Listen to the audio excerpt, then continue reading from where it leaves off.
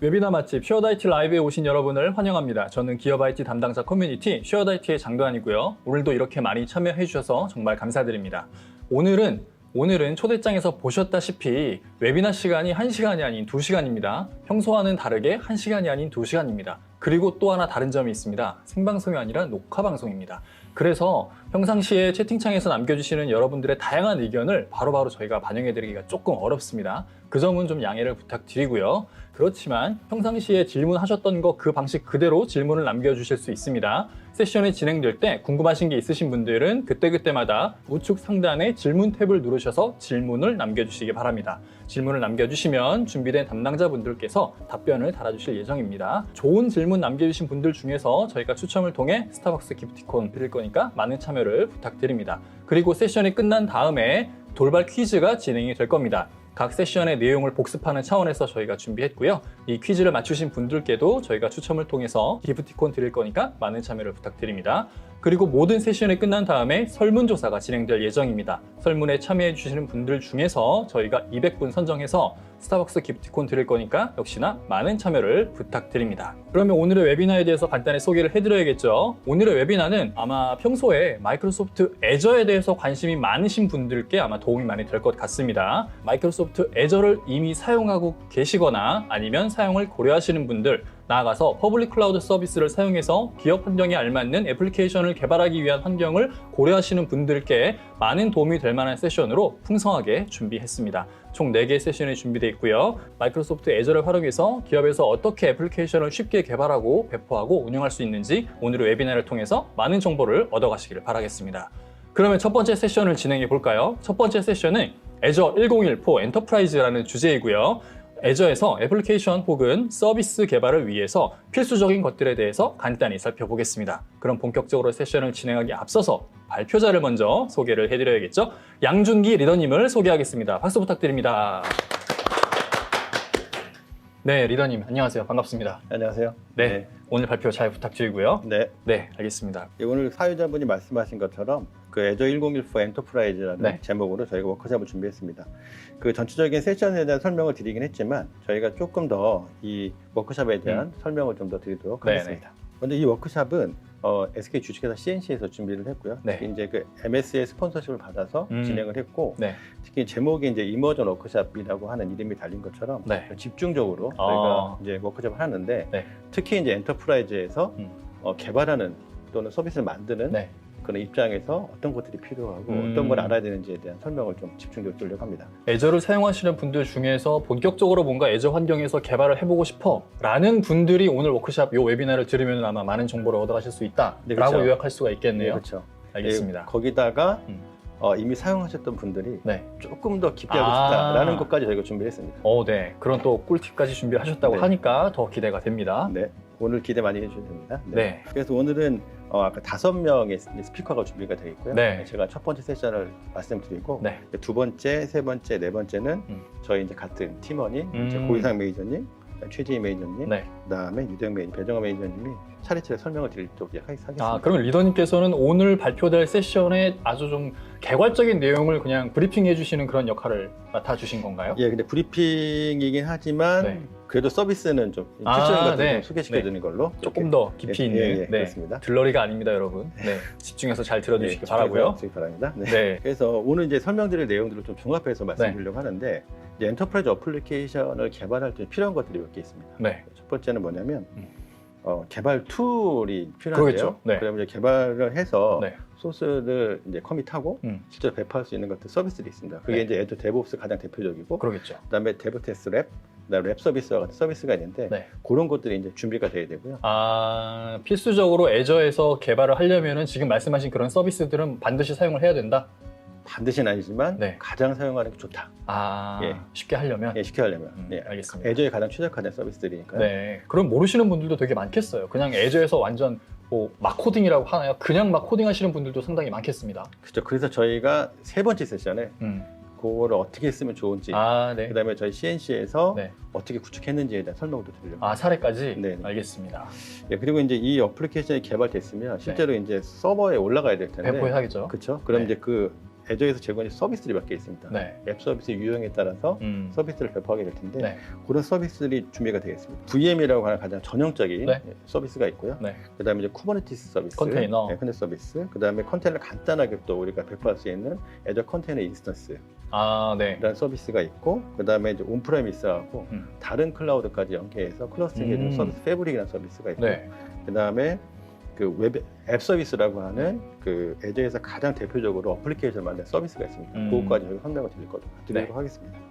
그 특히 이제 앱 서비스 관련해서는 저희가 딥다이브 세션의 맨 마지막에 더 깊게 보면서 데모까지 한번 볼 예정입니다. 네, 알겠습니다. 그리고 이런 이제 어플리케이션이 개발됐다면 이제 그런 데이터를 저장해주는 데이터베이스, 그러겠죠. 스토리지 서비스가 필요할 텐데요. 네.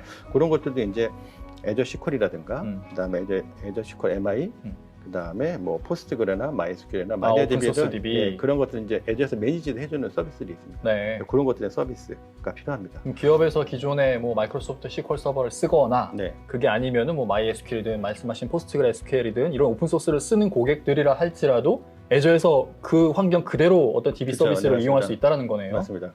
그래서 오늘 설명드리진 않지만 그런 마이그레이션을 자동으로 해주는 서비스도 있기 때문에 그런 서비스를 쓰게 되면 기존의 온프레미스에 있던 서비스들 자연스럽게 자동화시켜서 올릴 수 있는 것들이 있겠죠. 이제 그러면 이런 것들이 있으면 서비스가 될 것이냐?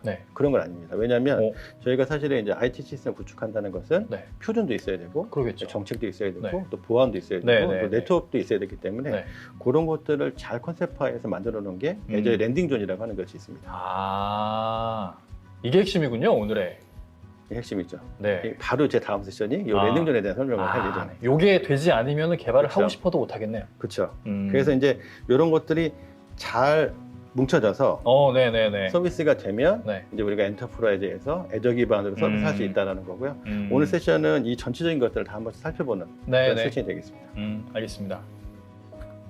그래서 조금 더 세션에 대해서 간단하게 말씀드리면 102 세션에서는 이제 필수적인 서비스들 말씀드린 것처럼 어플리케이션 관련 필수적인 서비스들, 데이터 관련 필수적인 서비스들을 설명을 드릴 거고 그 랜딩존 관련해서는 랜딩존이 어떤 거고 그다음에 그 랜딩존을 가지고 허브 앤 스포크라고 하는 컨셉을 가지고 어떻게 기업에서 어떻게 활용했는지에 대한 설명을 드릴 거고요.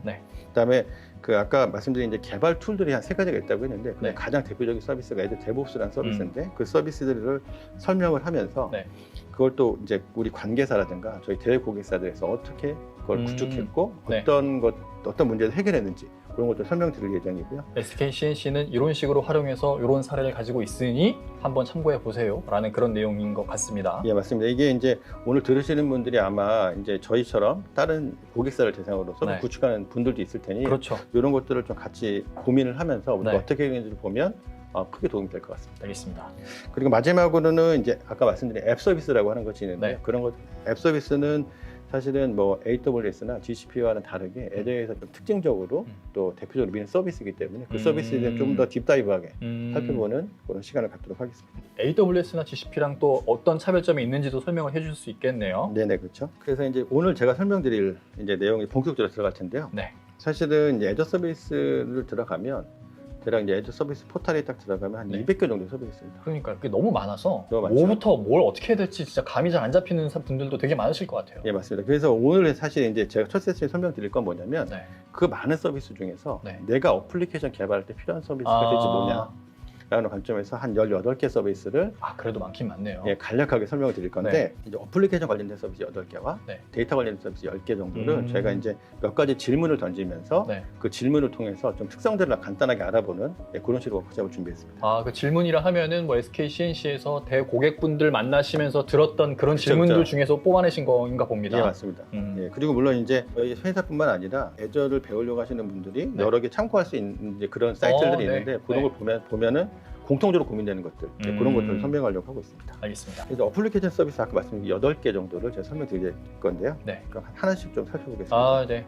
그 버추얼 머신은 이제 대표적인 이제 컴퓨팅 자원이고 뭐 윈도우 서버나 또 리눅스 서버를 간편하게 올려서 할 수 있는 대표적인 서비스가 되고요. 아마 저거는 다들 이용을 하고 계시겠죠. 예, 그렇죠. 뭐 버추얼 머신은 뭐 어느 클라우드를 쓰건 또는 온프레미스에서 프라이빗으로 올리더라도 VM을 쓴다면 당연히 VM을 쓸 거게 될 거고 유사하다고 보시면 되겠고 그다음에 애저 배치 같은 경우에는 이제 그런 서비스 유사하지만 이벤트가 어떤 특정하게 발생을 하거나 아니면 스케줄된 작업이 있을 때 저희 아, 배치 작업을 돌린다고 하지 않습니까? 특정 조건이 만족했을 때만 생성되는 그런 인스턴스인 건가 봅니다. 그래서 그런 서비스 하기 위한 이제 서비스가 애저 배치라는 서비스고요. 네.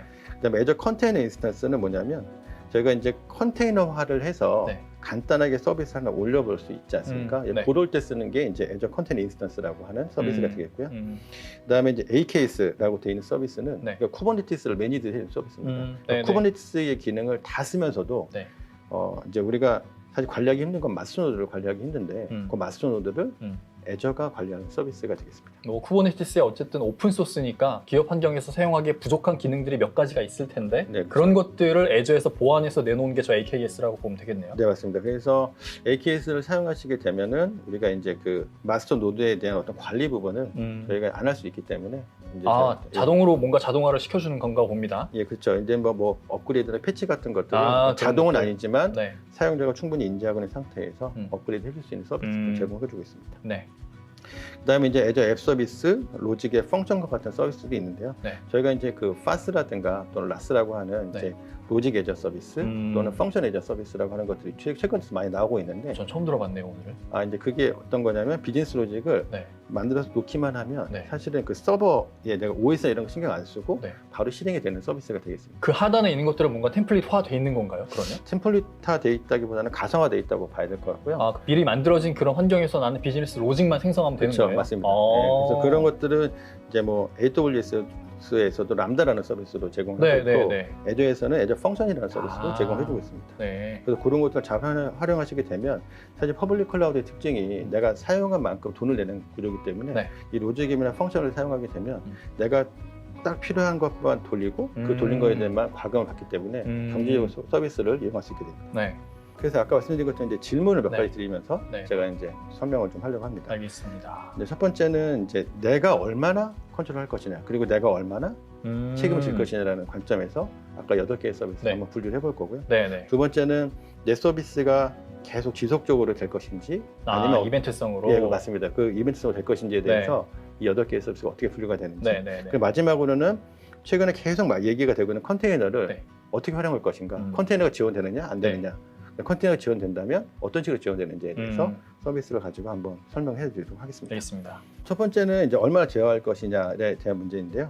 사실 우리가 IaaS, PaaS, SaaS라는 거는 이제 이미 다 알고 계실 거고, 그렇죠. 그럼 IaaS 같은 경우에는 우리가 네트워크, OS부터 해서 컴피그레이션까지 다 우리가 작업을 해야 되는 거고요.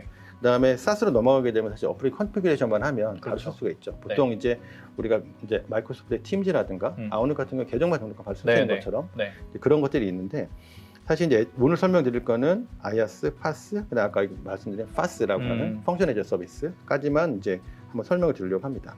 그래서 다 예상하셨겠지만 버추얼 머신, 배치, 그다음에 애저 컨테이너 인스턴스, AKS는 이제 IaaS 서비스로 볼 수 있는데 사실 이게 무자르듯이 딱 자르기는 어려워요. 왜냐하면 최근 들어서 IaaS하고 PaaS의 중간적인 개념으로 해서 나온 것들이 있기 때문에 특히 이제 컨테이너 애저 서비스라고 하는 이제 카스라고 하는 것은 사실 IaaS로 보기도 좀 애매하고 좀 PaaS로 보기도 애매한 부분도 있거든요. 그래서 이게 정답이라고 보시면 안 되고 이런 컨셉이구나 라는 정도까지만 이해하시면 되겠습니다. 뭔가 내가 주체적으로 제어를 하기 위해서는 IaaS 쪽에 좀 더 가까운 쪽에 저런 서비스들을 이용하면 될 거지만 근데 그렇게 되려면 어찌됐든 뭔가 인력이 많이 투입이 돼야 될 거잖아요. 그렇죠, 손도 많이 가고. 그래서 요즘 추세는 점점 더 파스 쪽으로 많이 가는 것 같아요. 그렇죠, 맞습니다. 그래서 이제 어떻게 보면 이제 물론 이제 우리가 서비스를 이용하는 관점에서 보면 파스나 파스로 가야 되는데 이런 경우가 있는 거죠. 예를 들면 이제 보안이라든가 그런 거 직접 챙겨야지. 아니면 네트워크를 되게 정교하게 좀 우리가 작업해서 라우팅을 시켜야 된다. 이런 것들은 사실은 파스나 또는 펑션 애저 서비스면 되지 않기 때문에 그러니까 내가 이 서비스를 어떨 때 쓸 것인가에 따라서 선택을 하시면 되겠습니다. 두 번째는 이제 파스인데요. 대표적인 파스 서비스가 아까 말씀드린 애저 앱 서비스가 있고요. 그다음 애저 서비스 패브릭 같은 경우에는 온프레미스뿐만 아니라 다른 멀티 클라우드 환경에서도 약간 클러스터링 해주는 서비스라고 하는데 사실 저도 이건 써보진 않았습니다. 그런가요? 그럼 오늘의 세션에서 저 내용을 듣기는 조금 어려운 건가요? 하지만 이제 저희가 몇 가지 질문에 대한 분류는 다 해드리겠습니다. 알겠습니다. 그리고 이제 펑션 애저 서비스 또는 로직 애저 서비스가 로직 앱과 애저 펑션이 있겠습니다. 그러면 이제 파스나 라스 같은 경우에는 어플리케이션 내가 만들어서 올려놓고 구성만 잡아주면 바로 쓸 수 있는 그런 서비스가 되겠습니다. 두 번째 질문인데요. 내 서비스가 지속적으로 되는 서비스냐 아니면 이벤트성 서비스냐 이걸 갖고 한 분류를 한번 해보겠습니다. 뭐 적어야 그렇죠. 그렇겠죠. 뭐 당연히 그렇겠죠. 네. 예. 짧게 넘어갈까요? 아, 이렇게 또 당연히 넘어가기는 조금 아쉬운데 그럴까요? 그렇다면 지속적 서비스에서 지금 이렇게 나와 있는 저런 기능들을 활용하는 대표적인 사례가 뭐가 있을까요? 뭐 제가 그냥 딱 드는 생각으로는 뭔가 24시간 운영돼야 되는 그런 서비스들, 네, 그쵸. 뭐 쇼핑몰이나 뭐 그런 그쵸, 데들은 그쵸. 당연히 이런 서비스 네. 위주로 돼야 될 것 같고, 쇼핑몰 운영하다가 갑자기 기획전 같은 게 딱 터졌네? 그때 뭔가 추가적인 어떤 이벤트를 계획했을 때는 저 이벤트 서비스를 같이 활용하면 좋을 것 같다는 생각이 네. 어렴풋이 듭니다. 아, 이게 이거- 맞는지는 잘 모르겠고요. 정확하십니다. 아, 그런가요? 그렇죠. 왜냐하면 이제 우리가 SNS 쓴다고 하면 네. 이제 보통 내가 어떤 조회를 하고 네. 응답을 받는 기본적인 서비스는 지속적 서비스 될 그렇겠죠. 거고요. 네. 근데 내가 어떤 이미지를 올렸는데 네. 그 이미지를 뭔가 가공을 해가지고 내가 썸네일을 받아내야 된다. 아. 그런 것들은 다 이제 로직이나 펑션을 사용해서 뒤에서 돌 수 있도록. 네. 평상시에는 작동하지 않지만 뭔가 사용자가 어떠한 행위를 했을 때 그 행위에 맞춘 서비스를 뭔가 이렇게 딱 보여주는 그런 거네요. 네, 맞습니다. 그래서 이게 지속적 서비스라고 하는 거는 24365의 개념도 있지만 네. 내 서비스가 바로 응답을 받을 수 있느냐라는 아. 그런 상태를 보는 거고 이벤트 서비스는 내가 어떤 이벤트를 줬을 때 그것만 딱 실행해서 그 결과를 다른 형태로 받을 수 있는 아, 예, 그런 거에 따라서 구분을 할 수 있겠습니다. 알겠습니다. 그다음에 이제 컨테이너를 활용해야 되는가라는 건데요. 네, 사실은 활용 안 하면 안 될 것 같아요, 요즘에는. 워낙에 얘기를 많이 해서. 맞습니다. 근데 뭔가 컨테이너 안 쓰면은 뒤처지는 것 같고. 그렇죠. 근데 이게 맞는 기업이 있고 안 맞는 기업이 있고 또 서비스마다 또 다르잖아요. 그렇죠. 그렇긴 한데 이제 뭐 잘 아시겠지만 국내에서는 네. 한번 유행을 타면 네. 쭉 가야 되기 때문에 그러니까요. 다 안 쓰면- 컨테이너 예, 무조건 네. 해야 되죠. 그래서 그러니까요. 앱 서비스 같은 경우에는 이제 아까 웹 어플리케이션 최적화된 서비스이고 네. 스테이트리스 서비스입니다. 그래서 음. 우리가 웹 어플리케이션 특징 자체가 이제 스테이트리스이기 네, 때문에 네. 그런 상태 비저장 서비스면서 얘의 서비스를 API 형태로 바로 노출시킬 수 있는 네. 그런 서비스가 되겠고요.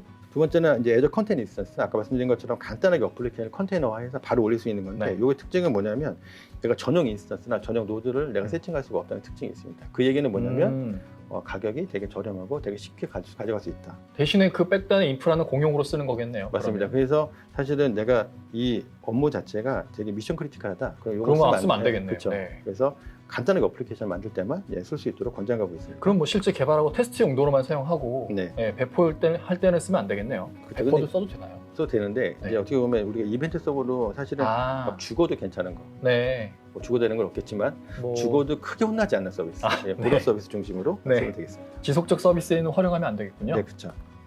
얘들 펑션 아까 말씀드린 것처럼 이제 서버리스이고 네. 그다음에 이벤트 기반으로 내가 뭔가 하려고 했을 때 네. 그것도 마찬가지로 컨테이너로 말아서 이쪽으로 밀어넣어주면 네. 내가 펑션 형태로 돌아갈 수 있는 서비스가 되겠고요. 네.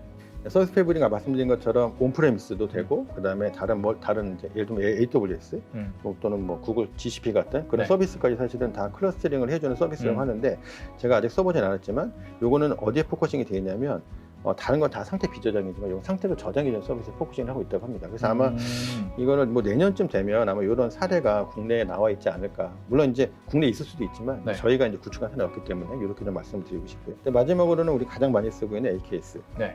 저희가 사실은 이제 저희 CNC에서도 이런 서비스 구축하다 보면 최근 들어서는 거의 대부분 70~80%의 고객들은 AKS를 사용하고 있고요. 왜냐하면 여기 써 있는 것처럼 쿠버네티스를 잘 알고 있는 사람들이 이제 많아졌기 때문에 네. 쿠버네티스 친숙하면서도 네. 내가 풀리 오케스트레이션 하고 싶다라고 했을 때는 AKS를 쓰게 됩니다. 네. 특히 이제 AKS 같은 경우는 아까 말씀드린 것처럼 마스터노드만 애저가 관리하고 나머지는 다 쿠버네티스가 플랫폼처럼 동작을 하기 때문에 네.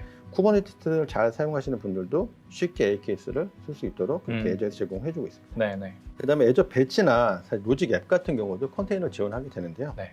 약간 좀 특정한 조건이 있을 때만 실행이 됩니다. 그래서 이제 애저 배치 같은 경우에는 그 커스텀 이미지를 사용했을 경우만 컨테이너 지원하게 되고 로직 앱 같은 경우에는 애저 아크라는 서비스하고 연계해서 컨테이너 지원하게 됩니다. 그래서 이제 살짝 밑에다가 이렇게 위치시켜놨는데 근데 대부분 이제 요즘은 컨테이너를 지원한다라고 보시면 되겠고 네. 사실 지금 현재 저희가 설명드릴 적에는 이런 제약 조건들은 있지만 아마 또 뭐 내년쯤 되면 아마 대부분의 것들에 다 컨테이너 지원하지 않을까 그렇게 생각을 하고 있습니다. 네, 네. 네. 두 번째는 이제 애저 서비스 중에 데이터에 관련된 서비스를 좀 설명드리려고 하겠습니다. 마찬가지로 데이터 서비스를 선택하기 위한 질문을 이렇게 던지면서 네. 서비스를 좀 분류하도록 하겠습니다. 그 애저 데이터 서비스는 제가 10개 정도를 설명드리려고 하는데요. 네. 사실은 많은 것 같지만 사실 보면 또 몇 개 안 됩니다. 왜냐하면 처음에 나와 있는 애저 SQL 데이터베이스, 그다음에 애저 SQL 매니지 인스턴스, SQL 서버 애저 VM은 기본적으로 얘는 MSN의 SQL 서버를 기반으로 하고 있고요. 그걸 그냥 애저에 올렸다라고 생각하면 되겠네요. 네, 맞습니다. 그래서 그냥 VM에 올린 게 SQL 서버 원 애저 VM이고요.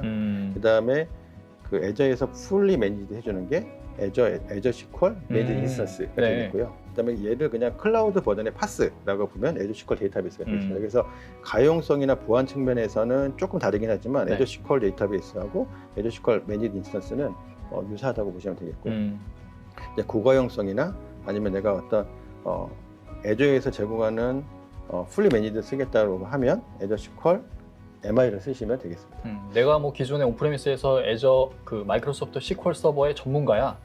그래서 그냥 애저에서 그 SQL 서버를 사용을 할 거야. 그러면 그냥 애저 SQL 데이터베이스 쓰면 될 것 같고, 네네, 뭔가 그렇죠. SQL에 대해서 자신은 없지만 반드시 우리는 마이크로소프트 SQL을 써야 되고, 근데 마이크로소프트가 뭔가 뒷단에서 관리나 이런 것들 튜닝 같은 거 다 알아서 해줬으면 좋겠어. 그러면 저 매니지드 인스턴스 쓰면 되겠네요. 네, 그렇죠. 근데 뭐 SQL 데이터베이스는 사실은 뒤쪽에 보면 얘가 인텔리전트 무슨 기능이라고 해가지고 얘가 튜닝이 필요한 퀄이라든가 이런 것들 다 조정을 해줍니다. 알아서요? 예, 알아서.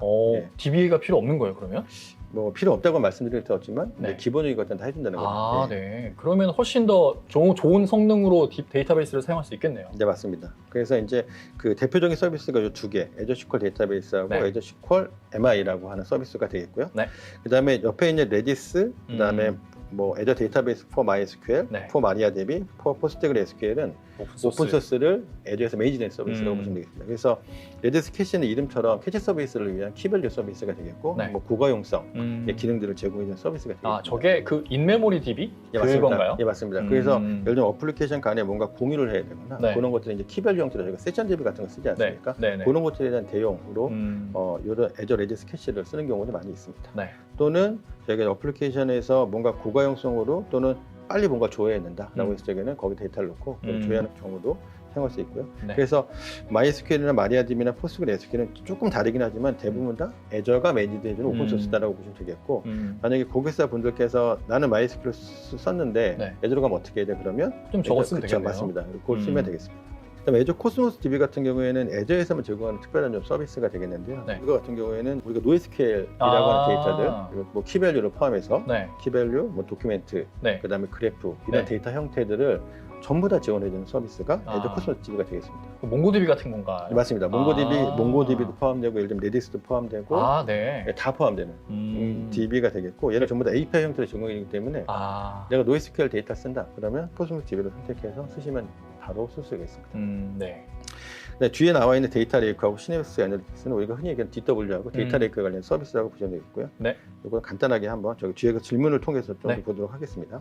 그래서 이제 오늘 설명드릴 데이터 서비스에 질문 3가지를 드릴 건데요. 과연 데이터를 사용하는 목적이 뭐냐라는 거. 두 번째는 당신이 저장하는 데이터가 어떤 유형의 데이터냐. 세 번째는 나한테 적합한 데이터 스토리지는 무엇이냐라는 이 3가지 질문을 통해서 보도록 하겠습니다. 뭐 우리가 이제 흔히 어플리케이션, 웹 어플리케이션 만든다고 하면 온라인 트랜잭션 처리가 될 거고요. 그다음에 그 데이터를 가지고 분석을 한다 그러면 온라인이 될 텐데, 그래서 뭐 흔히 예상하셨겠지만 뒤에 뭐 데이터베이스 붙은 애들은 다 온라인 트랜잭션 처리가 될 거고요.